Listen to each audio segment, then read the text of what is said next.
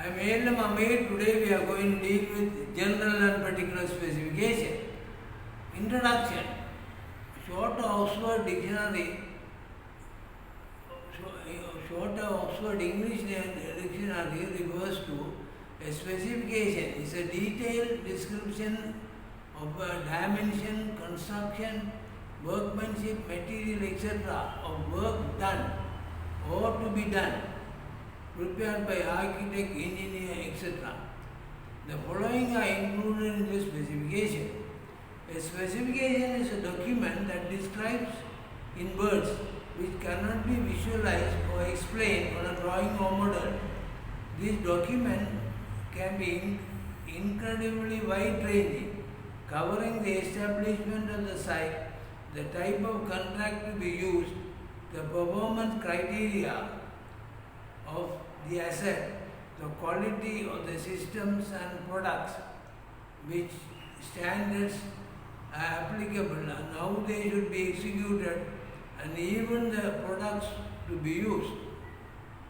Specifications do not include information on cost or quantity or drawn or visualized information, so no need to be read in conjunction with the document detailing quantities, schedules and drawings.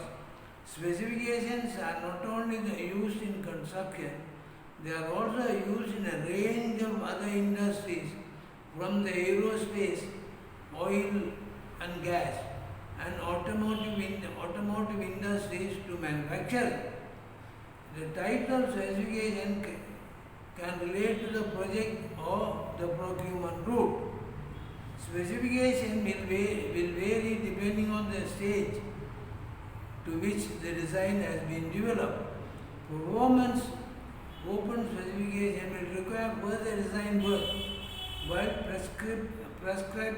prescriptive closed specification drawn on an already completed design. A specification is a document that describes in words which cannot be visualized or explained on a drawing or a model. A very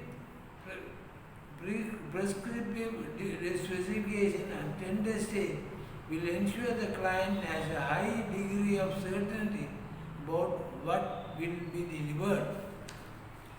A performance specification gives suppliers more discretion, for example, to suggest innovative solutions and more cost-effective ways of working, potentially saving money in the long run.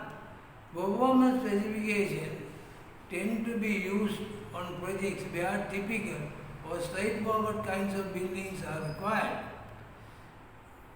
Prescriptive specifications are typically used to deliver more complex buildings or where clients' requirements may not be known or assumed by suppliers, and therefore the extra certainty will be important. Prescriptive specifications are also used where a specific end result is required. For example, a supermarket chain will require a branded uniform kind of building. Here and here, the building's type is likely to be straightforward, but the client likely to insist on a prescriptive specification. In reality, many projects will use a combination of specification, both performance and prescriptive. Design aspects are likely to be specified prescriptively. Less critical items such as lifts by performance only. Deciding which approach to take involves weighing up who is likely to achieve the best value for each particular element of the project, the client, designer or the contractor. Structure of specification. The structure of specification varies from project to project, but should reflect the work packages on a particular project on any subcontracts.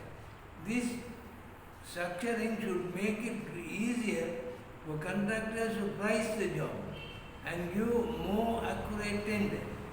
The use of a standard classification system such as Uniclass 2015 is encouraged and it should be remove any potential for confusion or ambiguity.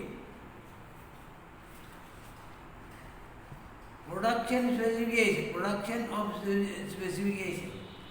The production of specification document should happen in tandem with design work, whichever greater level of detail added as the design progresses. At tender stage, the specification serve an essential reference guide for contractors looking to price up for a job. Leaving specification until the last minute when production information is being prepared is not to be advised. Examples of specification.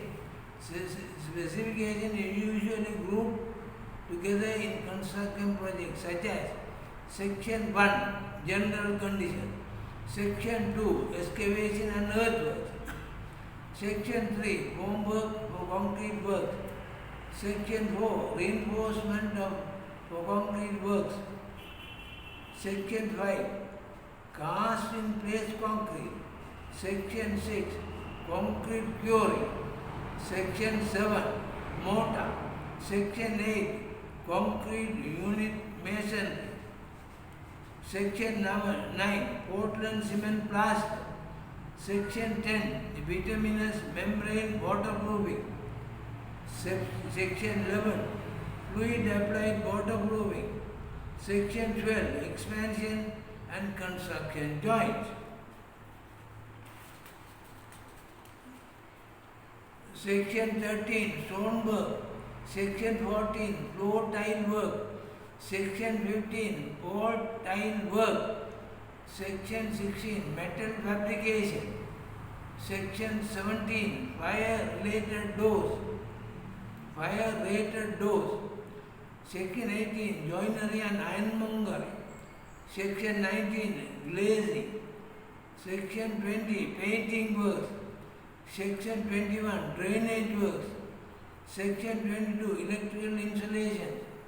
Section 23, plumbing and sanitary insulation.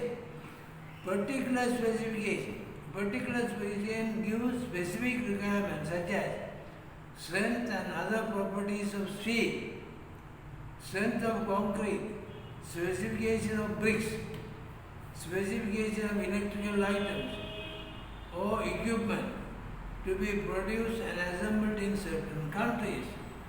Thank you.